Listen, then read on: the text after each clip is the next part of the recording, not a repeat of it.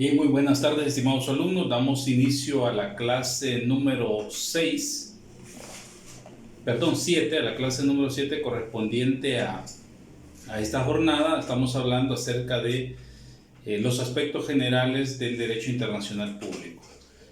Ya hemos hecho un recorrido por qué entendíamos sus antecedentes históricos, cómo se fue conformando el derecho internacional, algunos aspectos relevantes en cada etapa, en la Edad Media, la Edad Moderna, la Edad Contemporánea. Vimos el surgimiento de la normativa jurídica internacional, hablamos un poco de las organizaciones internacionales, luego hablamos sobre las teorías que sustentan el derecho internacional público, cómo se ubican dentro del ordenamiento jurídico de un Estado, y hemos estado hablando también de aspectos relevantes como aquellos principios básicos de derecho internacional, la Pacta Sunt Servanda, las normas Jus Cogens, normas con efecto erga omnes, el fundamento del derecho internacional, el conflicto que hay entre las doctrinas, la doctrina objetivista, la voluntarista, el dualismo, el monismo respecto a dónde ubicamos la norma internacional. Últimamente hemos estado hablando de la falta del control técnico jurídico previo de los tratados internacionales en El Salvador. Ya hicimos un análisis sobre la normativa constitucional y cuál es la propuesta que hacemos para solventar ese problema. Y vamos a continuar ahora pues hablando siempre de otros aspectos importantes como son la obligatoriedad de los tratados internacionales como tal. Pero haciendo la breve retroalimentación de la clase anterior, decíamos en nuestro país carecemos de un control técnico jurídico previo a la aprobación de tratados internacionales. Es decir, no hay ningún control constitucional antes de que la Asamblea Legislativa, en base al artículo 131 de la Constitución, proceda a la ratificación de un tratado. El artículo 174 de la Constitución da facultad a la Sala de lo Constitucional para decretar la inconstitucionalidad de leyes, decretos o reglamentos, pero no dice nada respecto a los tratados internacionales. Y decíamos, ¿quién es el encargado de hacer la propuesta? No podría ser un ciudadano porque es difícil tener acceso a un tratado internacional o saber en qué momento se pueda estar negociando, o sea, de vital importancia la norma jurídica. Tendría que ser el presidente de la República. Bueno, el artículo 168 le ha dado facultades. Uno, dirigir las relaciones internacionales y luego negociar los tratados internacionales. Podría darse el caso de que sea el presidente de la República, pudiera en un momento determinado. Sin embargo, es más prudente que sea la Asamblea Legislativa quien solicite ese control técnico jurídico en base al artículo 131, decíamos, de la Constitución. Y la reforma constitucional iría en el sentido de agregar un inciso y establecer, digamos, parafraseando, de que la Asamblea Legislativa, previo a la ratificación de un tratado internacional, deberá solicitar un control técnico jurídico previo de constitucionalidad a la Sala de lo Constitucional, quien esta estará obligada a entregarlo en el plazo de 60 días, por ejemplo, estableciendo si es un dictamen favorable o desfavorable. En caso de no plantearlo en el término establecido, podrá existir una prórroga de 10 días para que lo presente. Si no hay respuesta en cualquiera de los dos plazos o en dicho plazo, se entenderá un dictamen desfavorable. Decíamos que esas situaciones pues hay que evacuarlas dentro de la norma para evitar algunas dilaciones o algún aprovechamiento de la clase política para la aprobación de estos tratados. Incluso hay que ponerle plazo a la solicitud que va a hacer la Asamblea a la Sala de lo Constitucional para que mande ese dictamen. Ese plazo de acción puede ser 3 días, ¿no? Para evitar que esto vaya cayendo en una mora y pasemos 5, 6, 7 meses, 1 año, 2 años sin solicitar ese dictamen debido a que la ley no prevé un plazo establecido. Lo mismo, la sala tendría ese plazo para devolver ese dictamen. decíamos que el dictamen debe ser vinculante con la resolución de la Asamblea Legislativa. Es decir, no podemos decir que aunque sea desfavorable, la Asamblea de manera excepcional o bajo ciertas circunstancias lo va a aprobar en su totalidad. No, ya hay algunas excepciones como tal, ¿no? Como decimos, toda regla general tiene su excepción. Si el dictamen técnico es desfavorable, pues hay dos vías. Uno, o la Asamblea no lo ratifica porque es desfavorable, y dos, lo ratifica pero con las reservas del caso, es decir, reservándose la entrada en vigencia o no reconociendo esos artículos que son inconstitucionales. Desde luego, si el tratado pudiera generar una inconstitucionalidad pues mayor en la mayoría de artículos, que fuera algo no imposible, pero sí algo bastante extraño, pues entonces eso va a generar definitivamente la no ratificación del tratado. Bien, en esos términos habíamos terminado la clase anterior, y también es importante analizar algunos aspectos, por ejemplo, que nos refiere la Convención de Viena sobre el derecho a los tratados. ¿Cómo se obliga a un tratado internacional después que ha negociado? ¿Cómo se obliga a un Estado después que ha negociado un tratado internacional? Bueno, se puede obligar por el canje de los instrumentos, por la firma, por la aprobación o por la ratificación. Desde esos momentos, si el tratado no dice otra cosa, si el tratado no establece claramente, mire, el Estado se obliga desde el momento de la firma o desde el momento del depósito, si hay que depositar el instrumento en otro Estado, o del momento de la ratificación, pues se va a entender que a partir de esos momentos el Estado queda obligado como tal. Eso lo dice el artículo 11 de la Convención de Viena. Me voy a permitir leerlo. Formas de manifestación del consentimiento en obligarse por un tratado. El consentimiento de un Estado en obligarse por un tratado podrá manifestarse mediante la firma, el canje de instrumentos que constituyen un tratado, la ratificación, la aceptación, la aprobación o la adhesión, o en cualquier otra forma que se hubiera convenido. Lógico es que esto la Convención lo previó.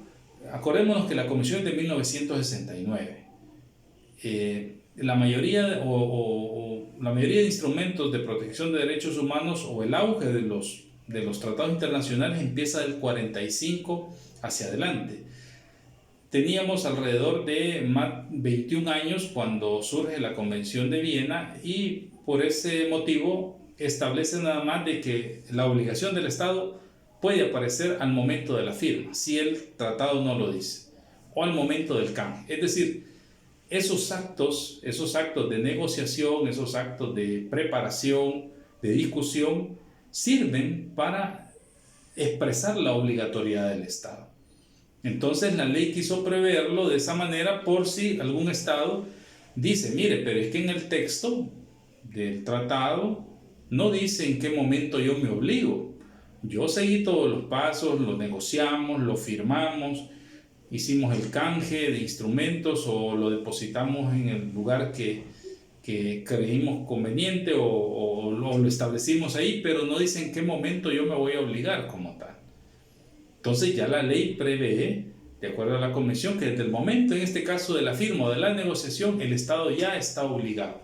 Quiere decir eso, entonces, que ante cualquier reclamo internacional, si este tratado llega a un tribunal, por ejemplo, a la Corte Internacional de Justicia de las Naciones Unidas, perfectamente, aunque no diga, miren, los Estados se obligaron a partir de la firma, debe entenderse que en cualquier momento de estos pasos ya los Estados quedan obligados como tal.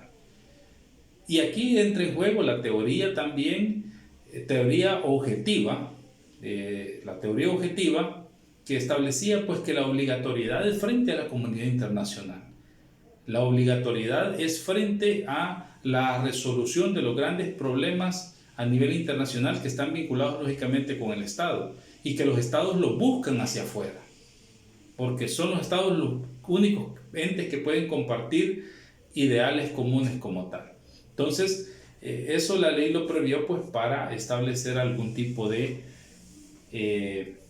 deficiencia que una de las partes pueda alegar como tal. También pudiera suceder de que el Estado claramente diga, mire, el presente instrumento o tratado entra en vigencia a partir del canje que podamos tener ambos estados o todos los estados participantes, o a partir del momento para un tercer estado aparece la obligatoriedad a partir del momento en que éste se adhiere al tratado. No es de que lo firma como tal, sino que empieza a adherirse ya cuando empieza a participar de las facultades que le da el mismo tratado como tal. Eso podría suceder también, ¿no? En términos prácticos o en la actualidad, cuando se realizan tratados internacionales, estos aspectos quedan sumamente claros como tal. Puede decir el tratado: para El Salvador, el presente tratado entrará en vigencia 8 días después o 20 días después de su publicación ante ambos estados y hecho el depósito en la Secretaría de las Naciones Unidas, etcétera, como lo quieran tratar, ¿no? Eso es parte de la voluntad de los contratantes. Otro aspecto importante que concierne a los tratados internacionales son las reservas. Las reservas son instituciones jurídicas como tal, o facultades, una institución jurídica que genera una facultad a un Estado para que pueda negarse o no acepte la disposición de otros Estados, sí, y que sea parte de ese tratado, ¿no? Es una facultad que la Convención de Viena otorga a cada Estado el hecho de decir, mire, yo no estoy de acuerdo con esa disposición, pero con las demás sí, por tanto me voy a suscribir el tratado y pongo mis reservas. Algunos dicen es como quitar los errores del tratado o los posibles errores de manera relativa que yo veo como Estado hacia esa disposición.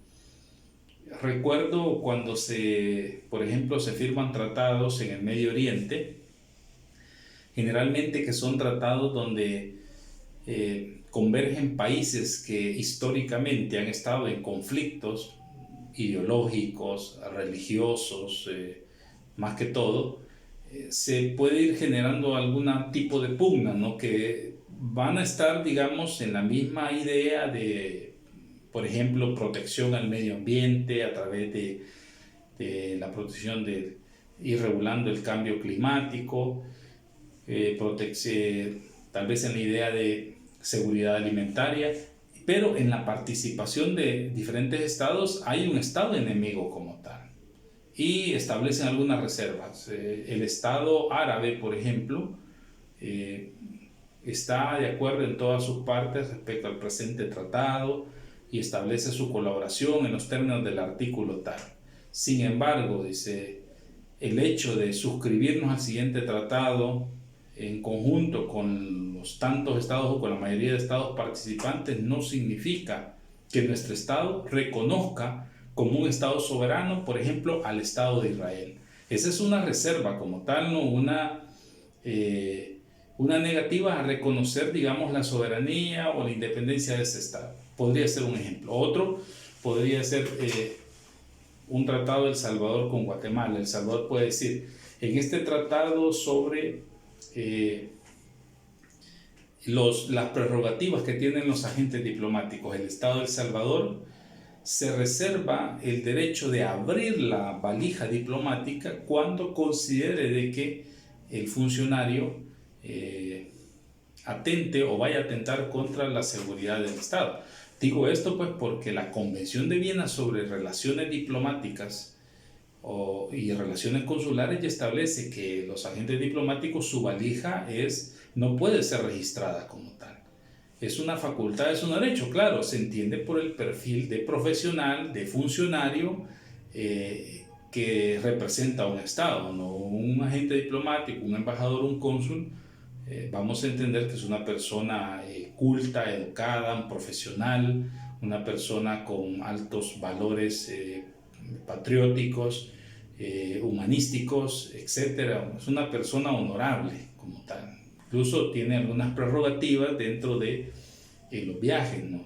Y una de ellas es la Convención de Viena sobre Relaciones Diplomáticas, dice la valija es inviolable, pero eso no quita de que pueda surgir un tratado internacional donde entre Centroamérica, donde El Salvador diga, mire, yo me adhiero a ese tratado para las nuevas relaciones diplomáticas, pero se reserva el derecho de poder abrir la valija diplomática en cualquier momento que lo estime necesario y que donde haya sospecha de seguridad nacional. O sea, eso es perfectamente válido y no iría en contra de una norma como la Convención de Viena sobre las relaciones diplomáticas o consulares. Entonces, y así pueden haber otro tipo de reservas en materia medioambiental o materia de cooperación financiera, en materia de seguridad, etc. Pero vean lo que dice importante es esto, dice, un Estado podrá formular artículo 19 de la Convención de Viena sobre el derecho a los tratados. Un Estado podrá formular una reserva en el momento de firmar, ratificar, aceptar o aprobar un tratado o adherirse al mismo. Es decir, hay muchos momentos donde se puede pronunciar sobre eso. Incluso la Asamblea Legislativa puede ratificar un tratado internacional bajo esa condición, pues de que aparezcan tales y cuales reservas, que a lo mejor la sala, como si tuviéramos un control previo constitucional, pues no las ha ubicado, pero la Asamblea lo puede hacer, el presidente lo puede hacer también. Dice, en el momento de firmar, ratificar, aceptar o aprobar un tratado o adherirse al mismo, a menos, dice, a menos, 2 puntos, que la reserva esté prohibida por el tratado. Bien, hay tratados que definitivamente no admiten reserva. Y uno de ellos es, si ustedes ven el Estatuto de Roma, el marco jurídico de la Corte Penal Internacional, allá por el artículo 101, 100 y siguientes, se establece un artículo donde dice, el presente tratado no admite reservas. El Pacto de San José es otro tratado que no admite reservas también. Es decir, yo como Estado no puedo adherirlo diciendo, mire, me adhiero, por ejemplo, o ratifico la Convención del Pacto de San José, o Convención Americana de Derechos Humanos, pero me reservo el derecho de legislar respecto a la libertad de expresión, o la libertad de expresión va a estar siempre restringida por el Estado, o me reservo el derecho pues sobre el tema del debido proceso, digamos, en el derecho penal. O sea, no puedo tener ese tipo de reservas porque estamos hablando de derechos humanos, derechos fundamentales. En el caso del Estatuto de Roma, no admite ninguna reserva porque de lo que se está tratando es de la administración de justicia penal a nivel internacional, de los 5 delitos que se cometen y de los cuales funcionarios de los estados van a estar involucrados en esos delitos y por tanto no puede haber algún tipo de reserva. Es decir, mire, El Salvador se adhiere al Estatuto de Roma, pero se reserva el derecho de que la Corte tenga jurisdicción sobre nuestro Estado.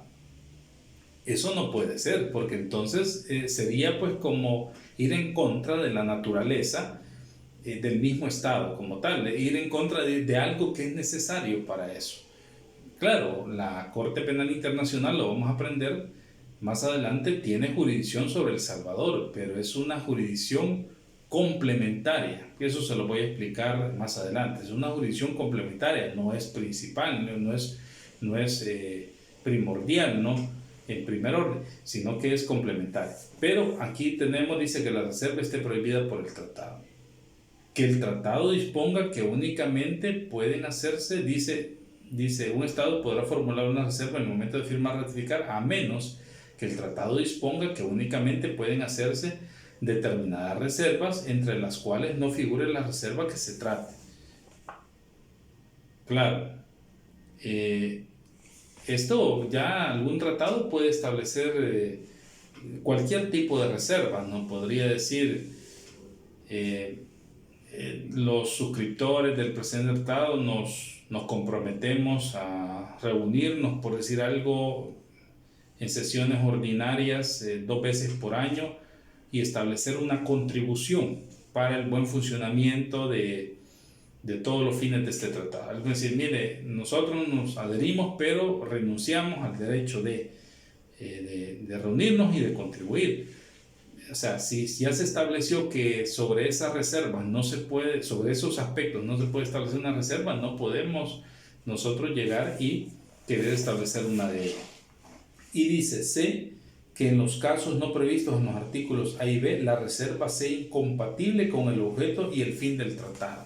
Sea incompatible con el objeto o el fin del tratado.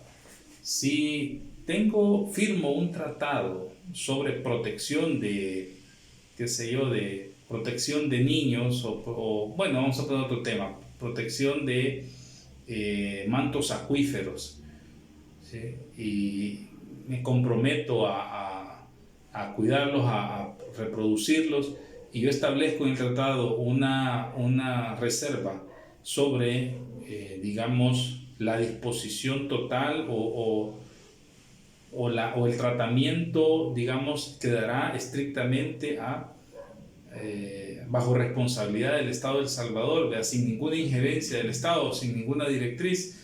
Entonces eso es una reserva, lógicamente, que es incompatible con la misma naturaleza o objeto del tratado.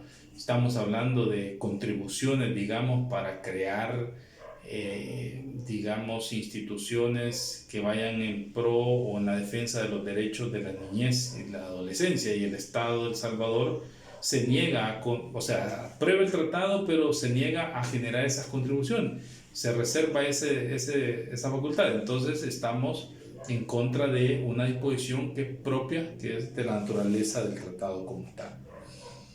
Bien, eso es parte del aspecto de las reservas. Hay otros aspectos importantes cuando hablamos de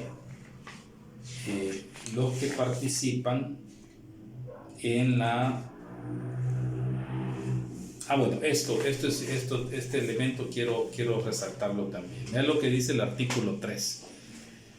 Acuerdos internacionales. Dice, acuerdos internacionales no comprendidos en el ámbito de la presente convención. El punto es de que hayan acuerdos entre, digamos, instituciones internacionales y que no están comprendidas acá, digamos, porque la convención se aplica estrictamente entre las relaciones Estado-Estado, pero hay acuerdos entre instituciones internacionales intergubernamentales. ¿Tendrán valor jurídico estos acuerdos? ¿Podrá aplicárseles en un momento determinado la convención para la solución pacífica de algún conflicto? Dice el artículo 3. El hecho de que la presente convención no se aplique ni a los acuerdos internacionales celebrados entre estados y otros sujetos de derecho internacional, o entre esos otros sujetos de derecho internacional, ni a los acuerdos internacionales no celebrados por escrito, no afectará, dice, el valor jurídico de tales acuerdos, a la aplicación a los mismos de cualquiera de las normas enunciadas en la presente convención a que estuvieran sometidos en virtud del derecho internacional independientemente de esta convención, y C, a la aplicación de la convención a las relaciones de los estados entre sí en virtud de acuerdos internacionales en los que fueren asimismo partes otros sujetos de derecho internacional. ¿Qué es lo que está diciendo la convención? Mire, las relaciones internacionales deben ser respetables. Las relaciones internacionales generan derechos, pero también generan obligaciones como tal.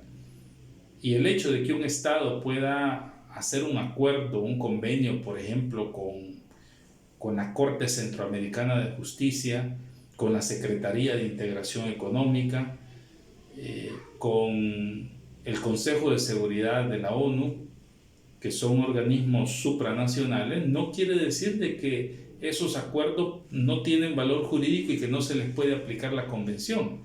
Claro que tienen valor jurídico, dice, a la aplicación de los mismos de cualquiera de las normas enunciadas en la presente convención a que estuvieran sometidos en virtud del derecho internacional independientemente de esta convención. Es decir, se crearon esos acuerdos, pero no se tomó en cuenta la convención. Un Estado, el Estado de El Salvador, por ejemplo, puede reclamar ante un organismo internacional el cumplimiento de ese acuerdo que tuvo, por ejemplo, El Salvador con la Corte Centroamericana, y que se le apliquen, digamos, las normas establecidas en la Convención. Aunque la Corte lógicamente no es un Estado, ¿no? Pero puede solicitarlo en virtud de que hay un efecto, hay un valor jurídico que predomina sobre esos acuerdos. Entonces es importante mencionar, pareciera como que la convención se quedó corta o generó la contradicción que genera el artículo 2 con el 5, por momentos pues desubica al lector de decir, mire, la convención se aplica solo a los estados, pero no, pero también se aplica a los acuerdos internacionales. El artículo 3 creo que nos da la salida, ¿no? Y definitivamente la convención no solo se aplica a las relaciones de Estado con Estado, sino también de Estado con organismos internacionales. Aquí lo dice claramente el ordinal segundo.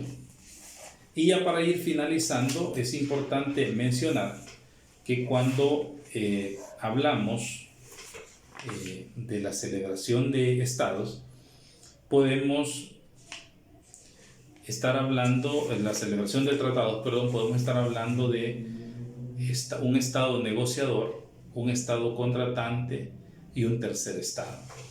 El estado negociador, por supuesto, es un estado, se le puede llamar estado negociador aquel que no es parte del acuerdo internacional, pero sí sirve para unir a otros estados. Por eso se le llama estado negociador. Los estados contratantes precisamente son las partes que forman parte de ese tratado internacional. Y un tercer estado es aquel que puede adherirse a un tratado ya constituido como tal. Puede adherirse a un tratado ya constituido como tal. Eso lo podemos ir encontrando en el artículo 2 de la Convención de Viena dentro de sus numerales como tal. El artículo 4 también nos habla de la irretroactividad de la presente convención y dice de la siguiente manera: sin perjuicio de la aplicación de cualesquiera normas enunciadas en la presente convención a las que los tratados estén sometidos en virtud del derecho internacional, independientemente de la convención, esta solo se aplicará a los tratados que sean celebrados por estados después de la entrada en vigor de la presente convención con respecto a tales estados. Bien, es decir, todos los tratados internacionales suscritos por el Estado después de que suscribieron la convención, a ellos se les va a aplicar. Ahora, puede aplicar, esa es la regla general, desde luego, pero puede aplicársele hacia atrás a aquellos que no se habían constituido como tal. Claro que puede aplicársele. Acordémonos, si ellos, pero por supuesto si ellos lo establecen, eso quiero aclarar, si ellos lo establecen dentro de un acuerdo internacional, puede pactarse eso. El Salvador celebra un tratado de integración centroamericana de 1951 con Guatemala, Honduras, Nicaragua y Costa Rica. No estaba todavía la Convención de Viena, pero hay conflicto todavía sobre ese tratado que está vigente y dicen los países, mire, apliquemos o resolvamos este tratado, estos conflictos que tenemos del Tratado de Integración de 1951, resolvámoslos conforme a las disposiciones que establece la Convención de Viena.